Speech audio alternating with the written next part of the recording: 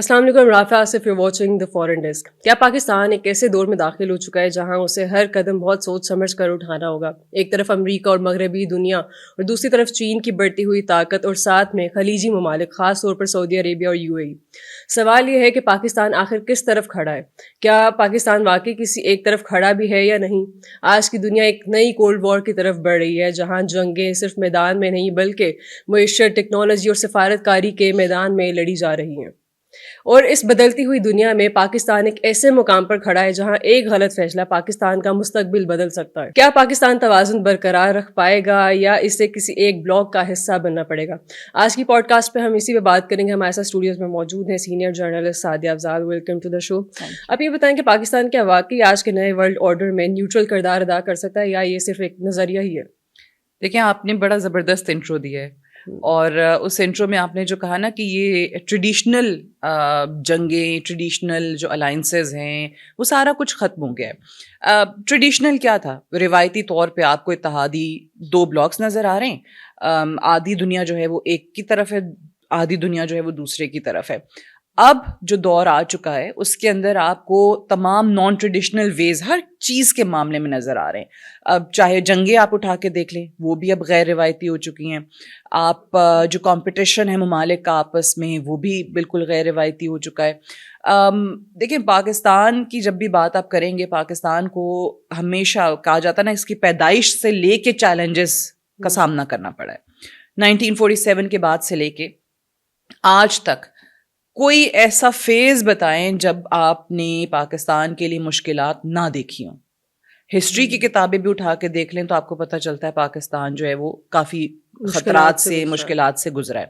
اچھا، دوسری چیز یہ کہ ہم بچے تھے، اب بڑے ہو گئے ہیں، اور اب آگے جو ہمارے بچے ہیں ان کو بھی یہی سکھایا جاتا ہے کتابوں میں. پاکستان اس وقت نازک ترین دور سے گزر رہا ہے. یہ ایک ایسا نازک ترین دور ہے پاکستان کا جو کہ 1947 سے لے کے اب تک ختم ہوا ہی نہیں. آگے بھی اس کے چانسز نہیں ہیں. کیوں؟ دیکھیں، پاکستان کو جب ہم پہلے بھی بات ایک دفعہ یہ کر چکے ہیں کہ پاکستان جب آپ کہتے ہیں نا خدائی معجزہ ہے، تو اس معجزے کے ساتھ نا بہت سی حقیقتیں ہیں جو ہم اگنور نہیں کر سکتے. خاص طور سے جو آپ جغرافیکلی دیکھیں، جو جغرافیائی اعتبار سے آپ دیکھیں، جہاں پہ جس خطے کے اندر پاکستان موجود ہے، جو آپ کے ارد گرد کے ممالک ہیں، وہی آپ کے لیے کافی چیلنجنگ پوزیشن ایک پیدا کر دیتے ہیں. اب اس میں ظاہر ہے پھر وہ تمام لوگ جو پاکستان کو اسٹیبلائز ہوتا نہیں دیکھنا چاہتے، وہ تمام ممالک جو پاکستان کو کبھی بھی ترقی کرنا نہیں دیکھنا چاہتے، وہ آپ کو اکٹھے ہوتے بھی بہت سی جگہوں پہ نظر آتے ہیں. ہمارے کیس میں ایک طرف انڈیا ہے، دوسری طرف افغانستان ہے. افغانستان ایک ایسا ملک جس پہ آپ نے لاکھوں احسان کیے لیکن اس کے بعد آپ کو کوئی اس کا نتیجہ نہیں ملا. آپ کو اس وقت یہ جو تمام فورسز پاکستان کے خلاف اکٹھی ہوتی دکھائی دیتی ہیں، یہ اس ریجن کے اندر تو اور پاکستان کے اپنے اندر عدم استحکام پیدا کرنے کی کوشش کر ہی رہی ہیں. لیکن ایسے میں ساتھ ساتھ جب بھی مشکلات آئی ہیں، پاکستان کے لیے کچھ راستے بھی کھلے.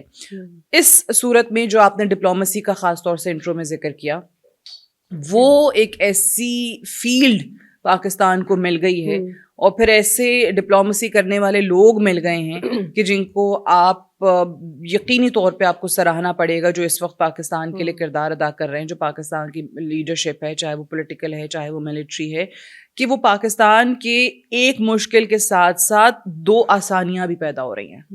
ٹھیک ہے، میں یہ نہیں کہتی کہ ان آسانیوں کے پیدا ہونے سے پاکستان کی عوام کی کوئی زندگیاں بہت آسان ہو جائیں گی، نہیں، لیکن ان چیزوں سے بہت فرق پڑتا ہے جب آپ کی ایگزیکٹلی جب آپ کی ساکھ جو ہے، جو آپ کی ریپوٹیشن ہے عالمی اعتبار سے، وہ بہتر ہونا شروع ہو جائے. جو وہ کہتے ہیں نا گرین پاسپورٹ کی عزت، آپ یہ نہ ہو کہ جس کے ہاتھ میں گرین پاسپورٹ ہے وہ ایئرپورٹس پہ جا کے اپنا پاسپورٹ چھپاتا پھرے کہ لوگوں کو یہ نہ پتہ چلے کہ بھائی میں پاکستان سے آیا ہوں. وہ گرین پاسپورٹ کی عزت بڑی ضروری ہے اور وہ اب آپ کو آہستہ آہستہ بڑھتی ہوئی نظر آ رہی ہے. پاکستان کو جو لوگ نہیں جانتے تھے، ابھی اسلام آباد ٹاکس میں آپ نے دیکھ لیا، پتہ چل گیا کہ جی اسلام آباد کہاں ہے، پاکستان کا کیپٹل ہے. اچھا جی، پاکستان میں ٹاکس ہو رہے ہیں. اچھا جی، vice president U S A کے پاکستان گئے ہیں، ایرانی آفیشلز پاکستان گئے ہیں. سو انٹرنیشنلی پاکستان کو ریکگنیشن ملی. اچھا، پھر دو چار ایونٹس اکٹھے ہو جائیں تو اور بات بن جاتی ہے. پاکستان کے لیے پچھلے سال مئی میں جب انڈیا نے ایک حماقت کی پاکستان پہ حملہ کرنے کی، اس کا جو منہ توڑ جواب ملا، وہ سلسلہ کامیابیوں کا پاکستان سے پچھلے سال مئی سے شروع ہوا، اور اب دیکھ لیں آج ہم اپریل 26 میں بات کر رہے ہیں، 1 سال اس کو بھی مکمل ہونے والا ہے. سو اس 1 سال میں پاکستان کو بہت سی کامیابیاں ملی ہیں سفارتی اعتبار سے. اب آ جاتے ہیں جو ہم نے بات کا آغاز جہاں سے کیا تھا کہ ٹریڈیشنل ورسز نان ٹریڈیشنل. اب وہ دور نہیں رہا کہ جس میں آپ کسی ایک بلاک کا انتخاب کریں. اب وہ ٹائم گزر گیا ہے کہ جب آپ نے دنیا کو یہ بتانا ہے کہ اچھا آپ روس کے ساتھ کھڑے ہیں یا آپ چائنا کے ساتھ کھڑے ہیں یا آپ امریکہ کے ساتھ کھڑے ہیں. ٹھیک ہے، اب آپ نے تمام بلاکس کے ساتھ جہاں جہاں بھی جو بھی عالمی طاقتیں آپ کو نظر آتی ہیں ان کے ساتھ آپ نے کہنا چاہیے کہ اچھے تعلقات قائم رکھنے ہیں. دیکھیں اب آپ یو ایس اے کی بات کریں، یو ایس اے بھلے ہی وہ اپنی عالمی ساکھ کو کھوتا چلا جا رہا ہے، خاص طور سے ابھی والے پریزیڈنٹ کی کچھ بے وقوفیوں کی وجہ سے، اس کے باوجود بھی 80 سال اس ملک نے رول کیا دنیا پہ. سپر پاور ابھی بھی ہے، چائنا بڑی جلدی اس کا نمبر کاٹ جائے گا، اس میں کوئی شک کی بات نہیں ہے. لیکن اس کے باوجود بھی چائنا کے ساتھ جب آپ دیکھتے ہیں کہ آپ کا ایک لانگ ٹرم اسٹریٹجک ریلیشن شپ موجود ہے، وہیں پہ آپ کو یو ایس اے کے ساتھ بھی اسی طریقے کا ریلیشن شپ چاہیے. اب یو ایس اے کے ساتھ آپ رشیا، 2 مختلف کیمپس نظر آتے ہیں. انیشلی کیا تھا کہ پاکستان امریکہ کی طرف گیا، امریکہ کے کیمپ میں گیا، آپ کا پڑوسی ملک انڈیا جو ہے وہ روس کے کیمپ میں گیا. اب وہ جو ایک پورا ایک آپ کو شفٹ نظر آتا ہے کہ اب روس کے ساتھ جو بہتر تعلقات انڈیا کے رہے ہمیشہ ٹریڈیشنلی تاریخی اعتبار سے، اس کو وہ بہتر اسی طریقے سے یو ایس اے کے ساتھ بھی اس نے کرنا شروع کر دیا. خاص طور سے 2000s میں اگر آپ دیکھیں تو زیادہ اس میں بہتری آنا شروع ہو گئی. اسی طریقے سے پاکستان نے بھی امریکہ سے ہٹ کے اپنے آپ کو روس کے بھی قریب کرنا شروع کیا، کیونکہ دیکھیں اب اس دنیا میں یہ چیز بہت زیادہ انیویٹیبل ہو چکی ہے کہ آپ تمام عالمی طاقتوں سے، تمام سپر پاور سے کسی نہ کسی شعبے کی حد تک یا ادروائز آپ کو گہرے تعلقات چاہیے. چائنا کے ساتھ اگین آپ کی اکنامیکل نیڈس پوری ہو رہی ہیں، روس کے ساتھ آپ دیکھیں تو آپ اپنی انرجی نیڈس پوری کر سکتے ہیں. آپ کو پتہ ہے نا کہ کس ملک کا کیا پوٹینشیل ہے. ٹھیک ہے، دفاعی اعتبار سے آپ کو چائنا کی ضرورت ہے، آپ کو امریکہ کی ضرورت رہی ہے. سو اب آپ مزید اپنے لیے ایونیوز تلاش کرتے ہیں کہ اور کس ملک کے پاس کیا پوٹینشیل ہے، کہاں پہ کوآپریشن کے چانسز زیادہ ہیں اور کہاں کہاں ہم مزید اپنے اس تعلق کو گہرا کر سکتے ہیں. سو میرا نہیں خیال کہ اب غیر جانبداری یا نیوٹرل رہنا جو ہے وہ صرف اور صرف ایک کہنا چاہیے کہ اب آن پیپر تو اچھا لگتا ہے نیوٹرل ہونا، لیکن آپ کی انکلینیشنز کہیں نہ کہیں واضح بھی ہو جاتی ہیں. اینڈ پاکستان کو اس وقت جہاں اس ابھی والے تصفیے کے اندر وہ بہت نیوٹرل رہا، فریق نہیں بنا، بڑا اچھا کام کیا، بٹ اس کے ساتھ ساتھ دیکھیں کہیں پہ اپنا کوئی رشتہ کسی ملک کے ساتھ تعلق جو ہے اس میں کمی نہیں آنے دی. یو ایس اے کے ساتھ جو ہے وہ گہرا ہوا، ایران کے ساتھ جو کہ دیکھیں دونوں ایک دوسرے کے مد مقابل ہیں، آمنے سامنے ہیں، جنگ لڑ رہے ہیں، بٹ اس کے باوجود دونوں کی لیڈرشپ آپ پہ اعتماد کرتی ہے. دونوں کی لیڈرشپ، دونوں ممالک جو ہیں وہ آپ کو کریڈیبل جانتے ہیں، دونوں ممالک جو ہیں وہ آپ کے فیصلوں کو آگے لے کر چلنا چاہتے ہیں. سو یہ کردار ہے جس کو کنٹینیو رکھنے کی ضرورت ہے، نہ کہ آپ کوئی ایسا اسٹیٹمنٹ، کوئی ایسا کردار ادا کریں کہ جس میں کوئی ایک خاص ملک جو ہے وہ آپ کے کسی رویے سے اوفینڈ ہو رہا ہو. تو آئی تھنک یہ مطلب آپ کے خیال میں پاکستان کی جو فارن پالیسی ابھی ہے یہ بالکل ٹھیک ہے، اس کو ایسے ہی چلنا چاہیے؟ ایبسلیوٹلی، یہ بالکل صحیح سمت میں ہے، ڈائریکشن بالکل صحیح ہے. فارن منسٹر کی جتنی تعریف کی جائے اسحاق ڈار صاحب کی اتنی ہی کم ہے. ابھی تو میں ان کے حوالے سے کچھ دیکھ رہی تھی، کچھ انٹرنیشنل میڈیا میں بھی جو سب سے طاقتور وائس آف ڈپلومسی جو ہے نا وہ ان کو قرار دیا جا رہا ہے، ان پہ آرٹیکلز لکھے جا رہے ہیں. تو وائی ناٹ، جب دنیا ان کی تعریف کر رہی ہے تو ہمارے فارن منسٹر ہیں، ہمارے ڈپٹی پرائم منسٹر ہیں، ہم کیوں تعریف نہیں کریں گے؟ اچھا، اگر ہم بات کریں گلف اسٹیٹس کی تو ان میں جو بڑھتی ہوئی کشیدگی، خاص طور سے اگر ہم بات کریں یو اے کی اور سعودی عربیہ کی، تو ان میں جب کشیدگی بڑھتی ہے تو پاکستان کو یہ کس طرح سے متاثر کرتی ہے؟ گلف کنٹریز والا معاملہ جو ہے نا وہ چائنا، رشیا اور امریکہ سے بالکل ہی مختلف ہے. ٹھیک ہے، گلف کنٹریز میں تمام ممالک کے ساتھ پاکستان کے تعلقات بہتر ہونا بہت ضروری ہمیشہ سے رہا ہے. اب میں نے رہا ہے پہ کیوں زور دیا کہ اب حالات تبدیل ہو رہے ہیں. تب تک آپ کو گلف کنٹریز میں جب اختلاف بھی نظر آتا تھا نا, تو اگر آپ یاد کریں تو پاکستان جو ہے وہ یہ 80s میں 90s میں کہیں نہ کہیں میڈیشن وہاں پہ بھی کرا رہا ہوتا تھا. گلف کنٹریز کے مابین کوئی ایشوز ہیں, وہاں پہ پاکستان آ گیا, ثالثی کروا دو, آپس میں جو ہے وہ لڑائیاں نہ ہوں. وہ ایک ہوتا ہے نا وہ بڑے بھائی والا کے چھوٹے تمام لوگوں کو بٹھا کے. یہاں پہ حالانکہ اکنامکلی پاکستان بڑا نہیں ہے, بٹ پاکستان نے وہ کردار ضرور ادا کیا ہے. اب گلف کنٹریز میں آپ کے پاس کتنے ہی کوئی ویلتھی کنٹریز ہیں, سعودی عربیہ ہے, یو اے ای ہے, آپ نام لیتے چلے جائیں, قطر ہے, کویت ہے.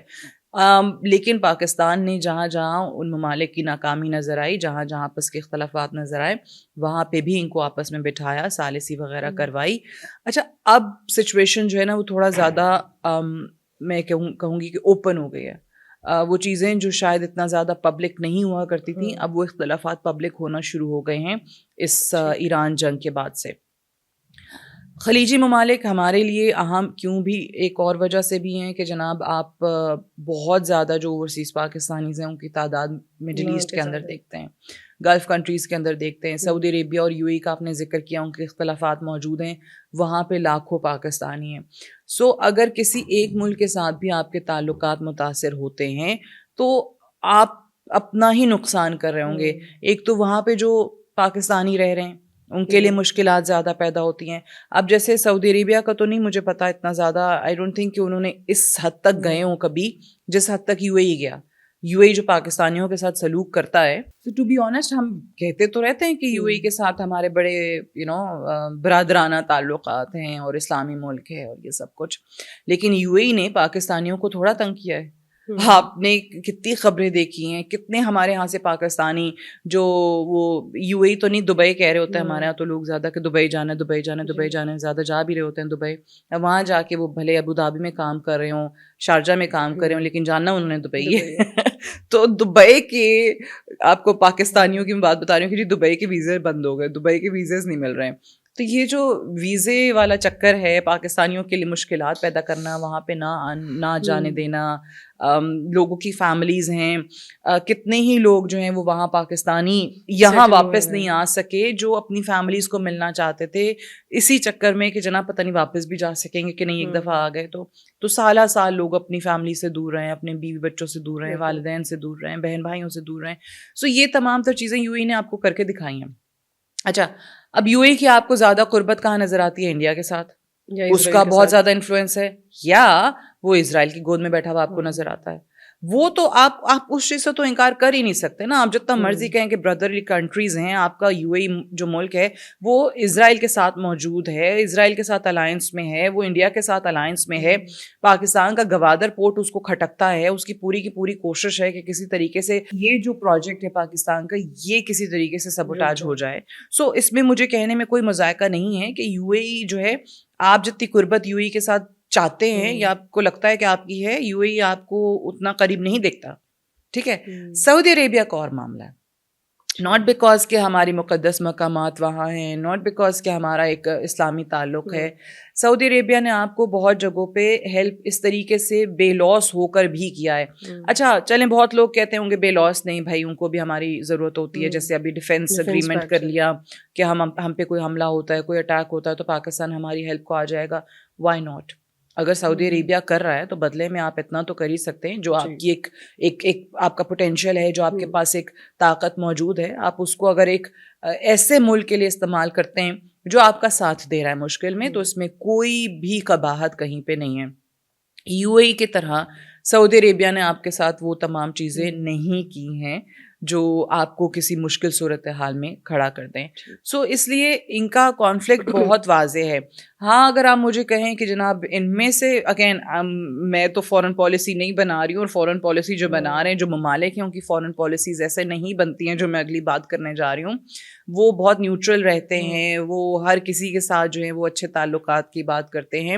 But if you have to choose one country between UAE and Saudi Arabia, تو پاکستانیوں کو ان کے سینٹیمنٹس کو سامنے رکھتے ہوئے یہ سعودی عربیہ ہی ہوگا, ناٹ یو اے ای. اچھا, دوسرا پھر ان ممالک کے آپس کے جو اختلافات ہیں, آپ نے کہا کہ وہ متاثر کیسے پاکستان کو کرتے ہیں. اگین اس پہ ایک ہی اسپیکٹ ہے جس پہ میں بات کروں گی, اور وہ ہے جی ہمارے اوورسیز پاکستانی جو ریمیٹنسز بھجوا رہے ہوتے ہیں.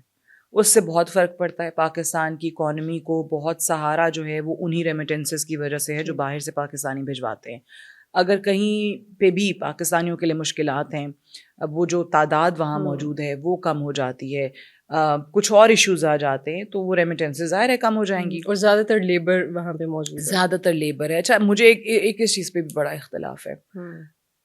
دیکھیں ان کنٹریز میں چیپ لیبر, سستی لیبر ضرورت ہے. ان کو نظر آتا ہے پاکستان ہے, پاکستان سے لوگوں کو ویزے مل جاتے ہیں. ہمارے جا کے آپ دیکھیں نا دبئی میں لوگ ٹیکسی ڈرائیورز آپ کو نظر آئیں گے سارے کے سارے. ٹھیک ہے, آپ نے پاکستانیوں کو وہ تمام تر جابس دی ہوئی ہیں جو مزدور طبقہ ہے, وہ کہیں کسی ہوٹل میں کام کر رہے ہیں, کہیں پہ کوئی شیف ہے, کہیں پہ کوئی ٹیکسی ڈرائیور ہے. ناٹ کہ ان میں کوئی برائی ہے, ان پیشوں میں کوئی برائی نہیں ہے, باعزت طریقے سے اپنا روزگار وہ کما رہے ہیں. لیکن آپ کو کیونکہ ضرورت ان کی ہے تو آپ پاکستانیوں کو جو موقع دیتے ہیں وہ انہی فیلڈس کے اندر دیتے ہیں. بٹ پاکستان کے اندر بھائی اسکلڈ لوگ بھی تو موجود ہیں, ہائی اسکلڈ پروفیشنلز موجود ہیں. آپ ان کے لیے اتنی اپرچونیٹیز کریٹ کیوں نہیں کرتے؟ ٹھیک ہے, جیسے آپ کو انڈیا کے آئی ٹی کے ایکسپرٹس, بہت زیادہ آئی ٹی کے لوگ جو ہیں وہ آپ کو یو اے کے اندر نظر آتے ہیں, کوئی اس میں شک نہیں ہے. آپ اگر اب مجھ سے یہ آپ ڈبیٹ کریں کہ اچھا جی ہمارے یہاں اتنے آئی ٹی پروفیشنلز نہیں ہیں جتنے انڈیا میں ہیں, ہوں گے. انڈیا ایک آبادی کے لحاظ سے زیادہ بڑا ملک ہے, انہوں نے آئی ٹی کو ہم سے پہلے زیادہ فوکس دینی شروع کی, اس میں کوئی انکار نہیں ہے. زیادہ ترجیح وہاں پہ دی گئی, ہم نے اتنی توجہ نہیں دی, یہ ہماری غلطی ہے. لیکن اس کے باوجود بھی آپ دیکھیں کہ ہمارے بچے جو یہاں یونیورسٹیز سے, اب تو باہر کی یونیورسٹیز کے یہاں پہ ایکسٹرنل پروگرامز ہوتے ہیں, سو باہر کی ڈگریاں ان کو مل رہی ہوتی ہیں. وہ جو پروفیشنلز ہیں ان کو یہاں تو جابس بڑے کم پیسوں پہ یہاں پہ مل رہی ہوتی ہیں. دوسرا باہر بھی اگین جیسے میں نے کہا یو اے کی جب تک صرف اگر آپ بات کریں وہاں پہ ان کو وہ اپرچونیٹیز نہیں ملتی ہیں جو کہ انڈیا کو ملتی ہیں. اگین میں نے آپ کو بتا دیا کیوں, کیونکہ ان کا ظاہر ہے ایک انکلینیشن جو ہے وہ زیادہ انڈیا کی طرف ہے. دوسرا آپ یہاں پہ بھی جو ڈگریز بچے حاصل کرتے ہیں وہ جابس کی تلاش میں ہی رہتے ہیں. ٹھیک ہے, آپ نے کیا واقعی جو ہائی اسکل پروفیشنلز ہیں ان کے لیے زیادہ کام کر رہی ہوتی ہیں ایمبیسیز. ہمارے جو ابھی لاسٹ امبیسڈر تھے یو اے میں, ان سے بھی ایک دفعہ میری بات ہوئی تھی تو انہوں نے کہا تھا کام کر رہے ہیں بٹ بہت کچھ ابھی ہونا باقی ہے. سو بڑا ایک سلو پروسیس ہے. ود ریگارڈس ٹو انڈیا آپ کو اس میں کافی تیزی نظر آتی ہے, خاص کر سے یو اے کے حوالے سے.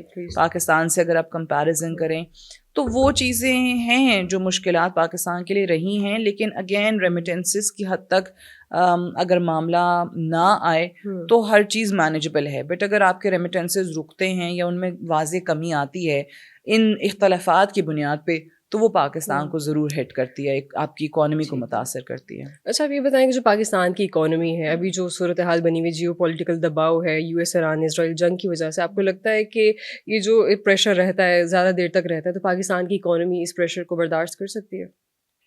دیکھیں مختصر جواب تو اس کا نہیں ہوگا. پاکستان کیا کسی بھی ملک کی اکانومی اتنی طویل جنگوں سے متاثر ہوئے بغیر نہیں رہ سکتی ہے. پاکستان جو کہ آلریڈی اکانومی کے معاملے میں اسٹرگل کافی عرصے سے کرتا آ رہا ہے, اور اب جب تھوڑی پوزیشن اسٹیبل ہوئی, تھوڑی بہتر ہونا شروع ہوئی تو آپ کو یہ کانفلکٹ, تو اب آپ کو یاد ہے کہ 1947 سے میں نے کیوں کہا تھا کہ پاکستان کے لیے مشکلات آتی رہتی ہیں. ایک چیز ہم سنبھلتے ہیں, کوئی اور ایشو آ جاتا ہے, اس سے ہم نکلتے ہیں, کوئی تیسرا ایشو آ جاتا ہے. سو شاید وہ کہتے ہیں انسان کی زندگی میں بھی کہا جاتا ہے نا بھائی یہی زندگی ہے, ایسی ہے, آزمائشیں, لیکن ملکوں کی زندگیوں میں بھی آزمائشیں آتی ہیں, بالکل آتی ہیں. پاکستان کی کچھ زیادہ ہی آ گئی ہیں, لیکن پاکستان کوشش کر رہا ہے ان سے نکلنے کی. اکانومی کے حد تک ہم ضرور مار کھاتے ہیں. ٹھیک ہے, جتنی ہماری آبادی ہے, جتنے ہمارے پاس وسائل ہیں, اگر ان کو آپ ڈے ون سے ہی تمام تر حکومت ہے, یہاں کسی ایک حکومت کو بلیم کرنے کا کوئی فائدہ نہیں ہے. یہاں میں کہوں پی ایم ایل این, کوئی پیپلز پارٹی کہے گا, کوئی کہے گا پی ٹی آئی, تو جس کے جو فالوورز ہیں اس نے جا کے اپنے اپنے لیڈر کو چوز کر لینے اور کہنا کہ بھائی یہ میرا لیڈر صحیح ہے باقی خراب ہے. یا پھر ظاہر ہے آدھے سے زیادہ ٹائم ڈکٹیٹرشپ رہی تو لوگ کہیں گے کہ ان کا قصور ہے. تمام کے تمام جتنا پوٹینشیل پاکستان کے پاس ہے, جتنے نیچرل ریسورسز پاکستان کے پاس ہیں, اس کو اس حد تک یوٹیلائز نہیں کیا گیا. اور آپ کی سب سے بڑی طاقت آپ کی یوتھ ہے. سب سے بڑی آبادی تعداد آپ دیکھیں, زیادہ ریشو دیکھیں, وہ کیا ہے آپ کو یہ ہمارے 18 سال سے 30 سال تک کے لوگ کتنے ہیں پاکستان کے اندر, جو جوان طبقہ ہے. سو یہ آپ نے یوٹیلائز نہیں کیا جس حد تک آپ کر سکتے تھے. ابھی کوشش ہو رہی ہے, بٹ اگین کسی ایک حکومت سے ایکسپیکٹ کرنا کہ وہ آئے 5 سال کے لیے کر دے, وہ پاسبل نہیں ہے. ہمارے ہاں ایک مسئلہ یہ ہے کہ ایک حکومت 5 سال مکمل کرتی ہے. پہلے تو ویسے ہی 5 سال بڑی کم حکومتوں نے مکمل کیے ہیں, بٹ 5 سال کا ٹینیور ہے. جو اچھی پالیسیز پاکستان کے حق میں, عوام کے حق میں بنتی ہیں, اس کو اگلی آنے والی حکومت سب سے پہلے نہ چینج کر دیتی ہے, صرف اس وجہ سے کہ اچھا یہ میرے دشمنوں نے کی تھی, میرے مخالفوں نے بنائی تھی. یا پھر آ کے آپ دیکھتے ہوں کہ نام چینج ہو جاتے ہیں. ٹھیک ہے, نام تو سب سے پہلے تبدیل کرنے ہوتے ہیں. جس طرح مجھے اعتراض ہے ایک چیز پہ, جیسے ہماری وہ بے نظیر انٹرنیشنل ایئرپورٹ کا نام تبدیل کر کے اسلام آباد کر دیا گیا تھا. ٹھیک ہے, کیوں آپ کیا ممالک میں اپنے لیڈروں کو اہمیت نہیں دیتے, ان کو کہیں پہ ان کی ڈیتھ کے بعد خراج عقیدت نہیں کرتے, نہیں ان کو اپریشیٹ کرتے جو کام انہوں نے کیا ہے. مسلم دنیا کی پہلی خاتون وزیر اعظم, 2 بار وزیر اعظم, آپ نے ان کا نام تبدیل کر دیا. مجھے اس چیز پہ اعتراض ہے as a Pakistani. I don't like it. تو یہ بہت ساری چیزیں, ایک مثال میں نے تو صرف دی ہے, یہاں پہ بہت بہت ایسے پروجیکٹس ہیں جن کی صرف نام تبدیل ہو جاتے ہیں. دوسری چیز یہ کہ وہ پالیسیز کنٹینیو رہیں, ان کا تسلسل رہے, یہ بڑا ضروری ہے آپ کی اکانومی کو اسٹیبل رکھنے کے لیے. پھر یہ جو ہم IMF کے چنگل میں پھنس چکے ہیں, اگین اب پچھلا آپ کا سوال جو امریکہ کا تھا, کہ امریکہ کے ساتھ بھی تھوڑا تعلقات ہمارے اس لیے ضروری ہیں کہ آپ کو پتہ ہے کہ یہ جو جتنے بھی عالمی مالیاتی ادارے ہیں, IMF ہے, باقی ہیں, آپ کو لونز کی ضرورت پڑتی ہے, وہاں پہ US کا انفلوئنس تو ہے. تو US مکمل طور پہ آپ کے حق میں, آپ کے خلاف ان کو کسی طریقے سے منور کر سکتا ہے. اکانومی پاکستان کی ابھی اگر آپ مجھ سے کہیں کہ جی اگلے 2 سال میں 3 سال میں بہتر ہو جائے گی, شاید کچھ آثار نظر آ جائیں, لیکن فی الحال اس کے کوئی امکانات نہیں ہیں. اتنی تیزی سے چیزیں بہتر نہیں ہوتی ہیں. پاکستان کو اکانومی کے لحاظ سے بہت بڑے بڑے فیصلے کرنے اور بڑے مشکل فیصلے کرنے کی ضرورت ہے. لیکن جب ہم مشکل فیصلے کہتے ہیں تو وہ بھی اپنے لیے مشکلات پیدا ہوتی ہیں, کیونکہ وہ تمام تر ٹیکسز جو ہیں وہ پاکستانی عوام پہ بڑھتے ہیں. تمام تر جو اخراجات ہیں حکومت کے, وہ آپ کو وہاں پہ ویسے ہی نظر آ رہے ہوتے ہیں, لیکن پاکستانیوں سے ایکسپیکٹ کیا جاتا ہے کہ جی آپ بڑے سے بڑی قربانیاں دینا شروع کر دیں. تو یہ چیزیں ہیں جو پاکستانیوں کو متاثر کرتی ہیں. ابھی جیسے فیول, اس جنگ کا آپ نے پوچھا, فیول پرائسز بڑھ گئیں.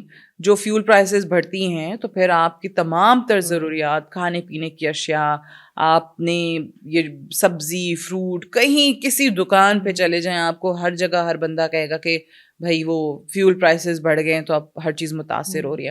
آپ نے گھر کا کوئی کام کروانا ہے نا, وہ بھی آپ سے ڈبل چارج کرے گا کہ جی وہ گاڑیوں کے کرائے بڑھ گئے ہیں, ٹرانسپورٹ جو ہے نا اس نے کرائے بڑھا دیے ہیں.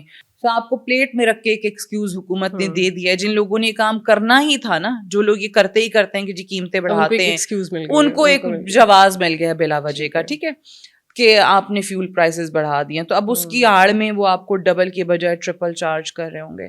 یہ خیر تھوڑا سا ہے المیہ پاکستانی نیشن کا, آپ کیا کر سکتے ہیں. لیکن دیکھیں پاکستان کی اکانومی, کسی بھی ملک کی اکانومی, ہم جیسے پہلے بات کر رہے تھے, اس چیز کو زیادہ دیر برداشت نہیں کر سکے گی. اور اسی وجہ سے پاکستان اپنا یہ کردار جو ثالثی کے معاملے میں نظر آ رہا ہے کہ جلد سے جلد یہ کانفلکٹ رک جائے, کوئی افہام و تفہیم سے معاملہ حل ہو جائے, وہ آپ کو کرتے ہوئے دکھائی بھی دے رہا ہے. بیکاز وی نو کہ ہم کوشش بہت کر رہے ہیں, لیکن آپ نے گراؤنڈ ریالٹی بھی دیکھنی ہے. ہاں جیسے میں نے کہا کہ جو نیچرل ریسورسز ہیں, جیسے ابھی ہم سن رہے ہیں نا کہ وہ مائننگ والا سلسلہ شروع ہوا ہے بلوچستان میں, اتنے زیادہ ہیں, کاپر ہے وہاں پہ, پتہ نہیں کون کون سے تمام جو میٹلز موجود ہیں ان کو نکالنا ہے, ان کی مائننگ کرنی ہے. یہ چیزیں پہلے ہو جاتی ہیں. وافر مقدار میں وہاں پہ گیس موجود ہے, گیس کی شارٹیج آپ کو نظر آتی ہے. بجلی ہم بنا سکتے ہیں, لیکن آپ کو جو لائن لاسز ہیں ان کی وجہ سے بجلی ضائع ہوتی نظر آتی ہے. اب لوڈ شیڈنگ آ گئی ہے. اسلام آباد میں ہم بیٹھے ہوئے, یہاں دیکھیں کتنی لوڈ شیڈنگ ہونا شروع ہو گئی ہے. ابھی اپریل چل رہا ہے, سو جون جولائی میں کیا حال ہوگا کسی کو کوئی نہیں پتا. سو یہ تمام تر چیزیں ہیں جہاں پہ پاکستان کے پوٹینشیل کی بات نہیں ہے, جہاں پہ صرف اور صرف مس مینجمنٹ آپ کو نظر آتی ہے. چیزیں بہتر انداز میں مینج نہیں کی گئیں, اور اب اگر کوشش ہو رہی ہے تو اللہ کرے کہ شاید کامیاب ہو جائیں. بالکل ٹھیک ہے, thank you for being here. آج کے لیے اتنا ہی. See you in the next episode. Allah حافظ.